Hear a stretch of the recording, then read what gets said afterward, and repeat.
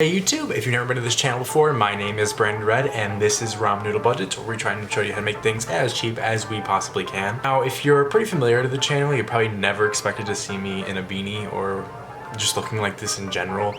Like I said, if you watched my last video, my hair has never been this long in its life, and hats are kind of the only thing keeping my hair down and able to let me make projects at the same time. So in today's video, I am making the awesome helmet of Captain Rex. This is one of those videos though, that if you've ever watched like those videos where things always continuously go wrong, this is definitely one of them. This project, I've had more problems than any singular project in my life. Never had as many problems as this one. I got it done, and luckily it looks absolutely amazing. So I'll just show you the final product right here. I think it looks awesome. It currently doesn't have a visor, but because Amazon, like I said, is taking forever to deliver, and no stores around here carry the Hobart shield replacement visors to put in there. So, but it does actually fit my head. It does look very weird when you have, like, you can see your eyes and everything. Oh look, there's my crazy long hair. I know you guys don't think it's that long, but watch this. It's like, it's long. Let's just get right into the tutorial. Alright, so I'm printing this helmet on my CR10S. I just got this over this whole quarantine season. As you can see, I tried print settings to try and print this thing as fast as possible, and it didn't go well. The print had so many areas that just really needed to kind of just be sanded afterwards. I even ran out of filament, tried to switch it with this rainbow filament, and as you can see there, it printed disgusting. So I had to go to this gray, well, it was supposed to be silver, but it came out really gray. It finally eventually finished printing, and I could remove it from the print bed. This print took 2 days and I think 16 hours, but you'll see that you should just take a lot more time with printing, make sure it's a good print. And then I'm here taking off the supports. Now the support's stuck incredibly strong to this print for some reason. I don't know why. Update. I got most of the support material out of the helmet, but unfortunately the helmet is just, because the print came out so rough, it's really weak in some sections, and every time I sand it, it starts snapping in places, so I've had to glue sections over and over again. The bottom, when removing supports, had a whole bunch of sections just completely come off, so I had to use a little bit of a wood putty to try and create that lip again, and I tried to put some in some other areas where there were some also pretty bad print layer lines. So moral of the story with this is, don't do what I did and try and print this as fast as possible. Print it at a 2.2 mil layer height, make double walls, all that stuff, and make it 5-day print rather than 2, because it's going to be worth it in the end. So what I'm going to do now to fix this print up, which actually is a pretty smart idea for doing with any helmet that you 3D print, is I'm going to put Rondo on the inside. Now if you've never used Rondo, it's a mixture of Bondo and fiberglass resin, and then you mix it up, you pour it in, you slush it around, and it's going to create a super hard surface on the inside of the helmet and stiffen this thing up so it doesn't keep falling apart on me when I'm sanding. So I just went out and got some at Meijer, because the only place open right now, and ordered quickly, do all that. I don't know why I was talking so fast and that I was on like crack or something.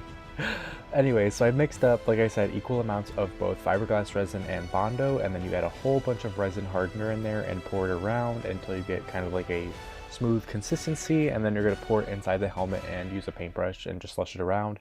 That's what it looks like when it's done, and this helmet is now super strong, so I'm able to sand it. Now we're going to use my favorite 3D printing tool, which is glazing and spot putty. Now I use this stuff kind of differently than everyone else. I put this all over the helmet. I find it to be the best stuff to smooth out the helmet right away. I know people are going to probably go crazy on me for it, but it works super well. I've never had issues with it, and it costs like $3 a tube. After that, I sanded up to 200 all the way up to 400 grit sandpaper, and then using filler primer, added some really thick layers. Filler primer is absolutely amazing for 3D printing and props in general. It adds a really smooth finish and shows you where all of your imperfections are, and also fill in some print lines that you don't have to keep sanding with. Like I said, you can see here I had quite a few areas I still need to sand it, even though it looked really good in the red filler primer, or I'm sorry, the red spot putty. So I was going to went in back in and start filling in some of those spots. The first thing I did though is went into the basement and ran my helmet under some water, and I decided to wet sand the surface down just a little bit more to fill in some of the print lines that are still showing, because I didn't want to have to keep spot puttying those areas. So you know the drill, just get it wet and then use your paper that make sure it's okay for wet sanding, because some papers will just fall apart on you. and you can see the surface is a lot more smooth. I decided to try out this plastic wood. I know a lot of people rave about it by mixing it with water and then painting it all over your piece. I use it just like spot putty, and then you kind of leave it. It takes quite a long time to dry though. I left it overnight, and then it turns to a white color. I did not like this stuff. I hated it. After sanding it smooth, I thought it would be fine, but when you hit it with paint, it absorbs the paint like it is wood or something, and it's really, really spotty then, no matter how many layers of the filler primer I had. So I had to completely sand over those areas and actually add filler putty on top of it to make sure it wouldn't keep absorbing the paint. So here I'm actually using spot putty the way you're supposed to. I'm just going into a few different areas and filling it in. As you can see, I still had quite a bit to do. I also painted the greeblies in that filament that actually printed fine for some reason. As you can see here, after a lot more sanding, the helmet was starting to look absolutely fantastic. The back looks great. This is where it looked most fantastic. I printed out the rangefinder, and it had originally a 3D printed pole, but it kept breaking, and I realized I could just use a pencil, so I used that, and then painted all the pieces with a flat black spray paint, though I would recommend using a satin or a gloss on this piece. Now, for some reason my footage is completely gone, but I used this enamel white paint, and it just ruined absolutely everything. I left it over like 48 hours to dry, but it didn't adhere to the paint at all, and it kept just peeling. So I tried sanding it, but every time I'd sand it, as you can see, it just started it would just peel up right off the paint and then start peeling primer with it. It was causing so many issues. So I then tried, which I knew this was going to happen. I sprayed some filler primer over it just to see if I can get a new base to start with, and the paint reacted, of course, and cracked all over the place. So I don't recommend using enamel paints. I've tried them a few times and never have liked them. So my brilliant idea here, which was in retrospect would have worked with a different resin, I tried to take the fiberglass resin and just paint it over, because I know people use this to fill in grooves like XTC 3D, but I didn't have any XTC 3D, but I just wanted a new base. So I painted it on, and unfortunately it actually cracked all over the place, and I broke this helmet after trying to sand it. I don't have any footage of that because I just totally broke down. I threw this helmet out at one point and put it in the garbage. As you can see here, what I ended up doing was painting the entire helmet with that Rondo mixture I used to coat the inside, and then had to just sand the hell out of it for days. This was like 2 days of sanding later, because Rondo is really thick material, but it did actually end up rounding out corners more than I originally had on the other helmet. As you can see, that's where I originally broke that entire section, and I was trying to just keep layering it up with Bondo to try and fix it. Here, the helmet actually almost looks back to normal. I was almost happy with it again, and glad that I was back, with a product that started to look like how I wanted it to.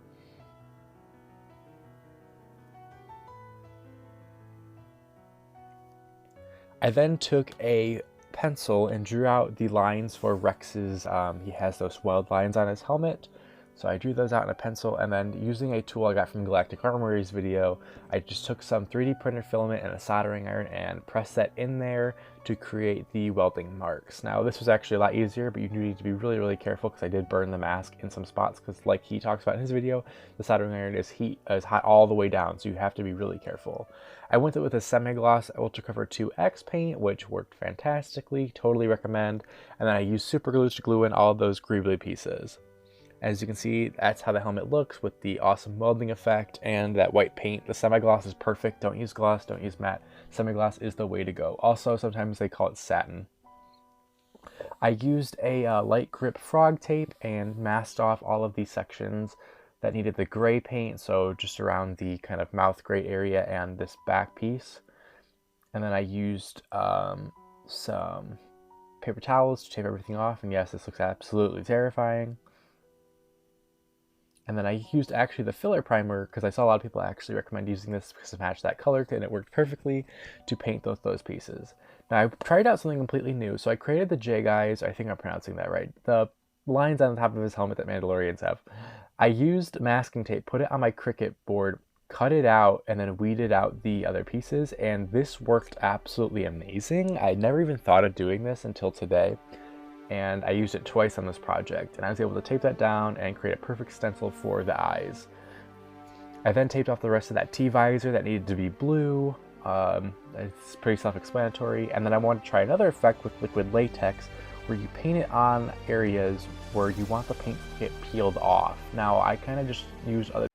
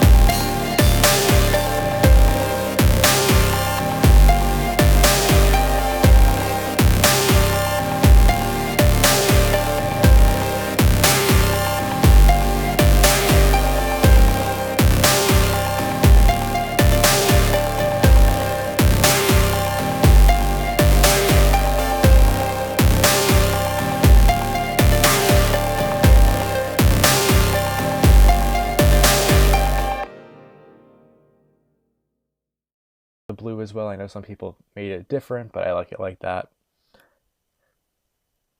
As you can see, this creates an awesome effect. This thing looks so good.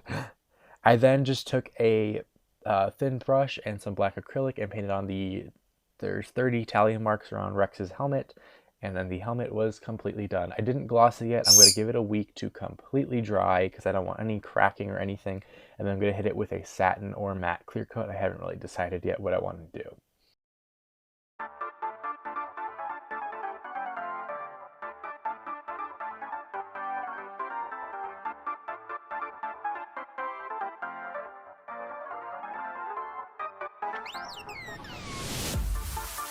I really hope you guys enjoyed this video. I know it's a little different or deviated from what I normally show on this channel. If you haven't subscribed already, please do consider subscribing. It would really help me out. The next video I am currently working on is a 3D printed Jason mask for all of the horror fans out there. I know a lot of people have wanted me to go back and do some Jason mask videos, so I'm really trying to get something that mixes the both together. So hope you guys enjoy and have a great rest of your day. Stay safe out there.